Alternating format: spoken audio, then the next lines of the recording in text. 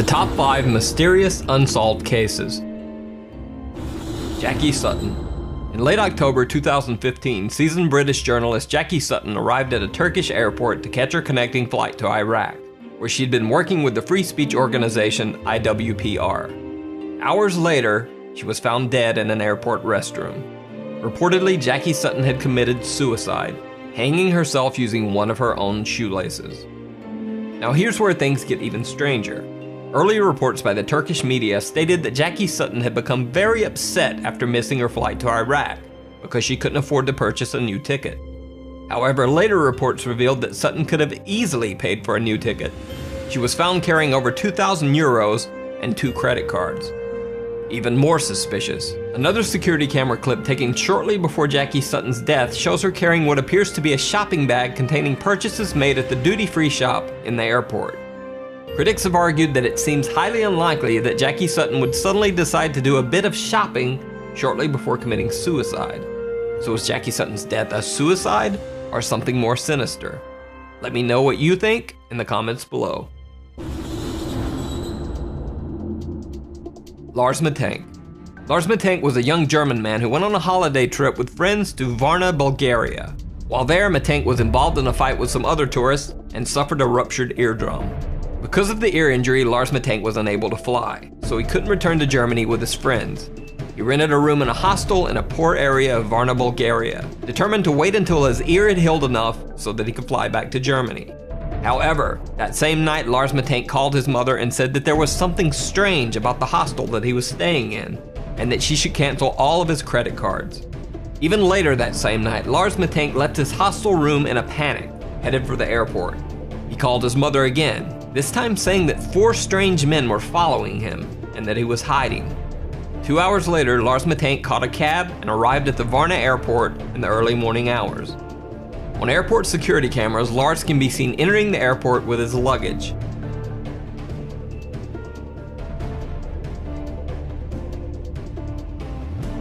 But minutes later, he is seen running from the airport in a panic, leaving his luggage behind. Eyewitnesses say that Lars Matank ran to a barbed wire fence that surrounds the airport, climbed over the fence, and then disappeared into some nearby woods. To this day, Lars Matank has never been found. His family asked that anyone with any info as to his current location contact them via their website or Facebook page. Brian Schaefer. One of the strangest disappearances on record is that of Brian Schaefer, an Ohio State medical student.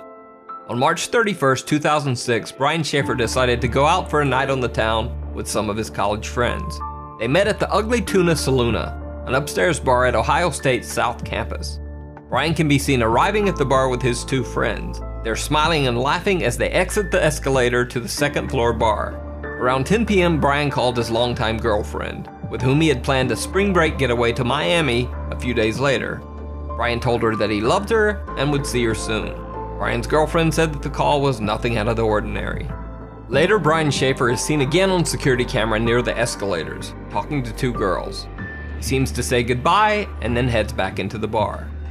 Brian Schaefer was never seen again. Security cameras covering the only exits of the Ugly Tuna Saloona bar do not show Brian Schaefer ever leaving. The only possible other exit would have been through an area of the bar that was under heavy construction at the time and closed off to the public. However, even if Schaefer had left through the construction area, there are multiple other security cameras in the bar's vicinity. None of these cameras picked up footage of Brian Schaefer ever leaving the bar. It's almost as if Brian Schaefer disappeared into thin air in the middle of a crowded bar.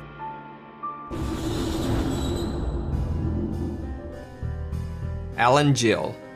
On the evening of February 23, 2014, Alan Gill took a strange trip through Cornwall, England. Captured by surveillance cameras, Gill spent his evening wandering the streets of several different cities for hours. He was seen in Wadebridge, then traveled by bus to Truro, then on to Newquay, then back to Perranporth. No one knows why Alan Gill took this strange trip, or what he was doing wandering the streets of 4 different cities all night.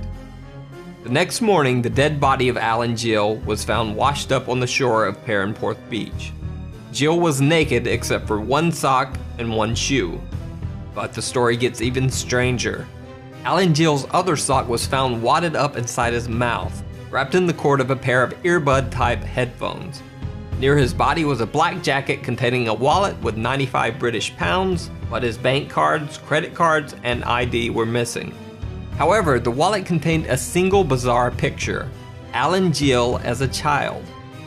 Even stranger, the jacket the wallet was found in was not the one that Alan Gill had been wearing on the night of his death.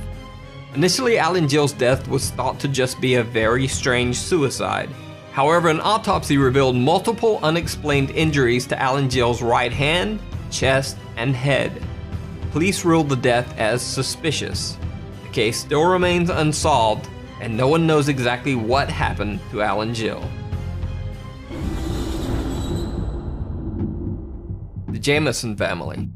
One of the most bizarre disappearances in recent history is that of the Jamison family of Eufaula, Oklahoma.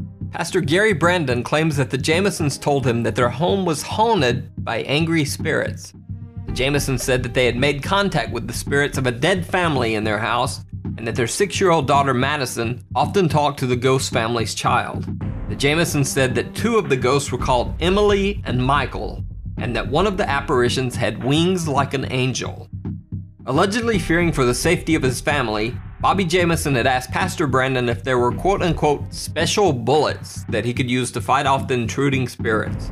Pastor Brandon also said that Jamison mentioned that he had obtained a quote-unquote satanic Bible in order to attempt to ward off the ghostly beings. On October 8, 2009, the Jamison family loaded their pickup truck for a trip. They can be seen on their own front yard security camera moving things from their house to their truck.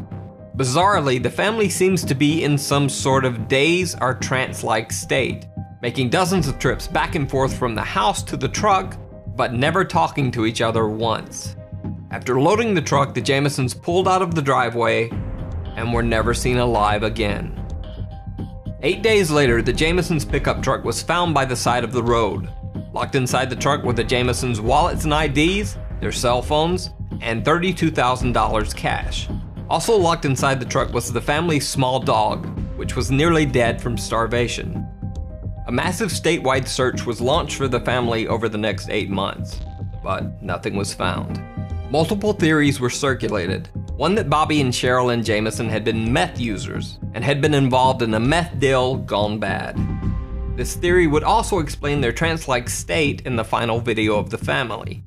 However, absolutely no evidence of drug use was found when police searched the Jamison family home. 4 years after the Jamison family's disappearance, deer hunters stumbled across some skeletal remains in a remote area of the Eufaula Mountains, less than 3 miles from where the Jamisons' truck had been found. The bodies were forensically identified as the remains of the Jamison family. However, the bodies were so badly decomposed that no cause of death could be determined. The reason for the Jamison family's strange behavior and the cause of their death remains a mystery to this day.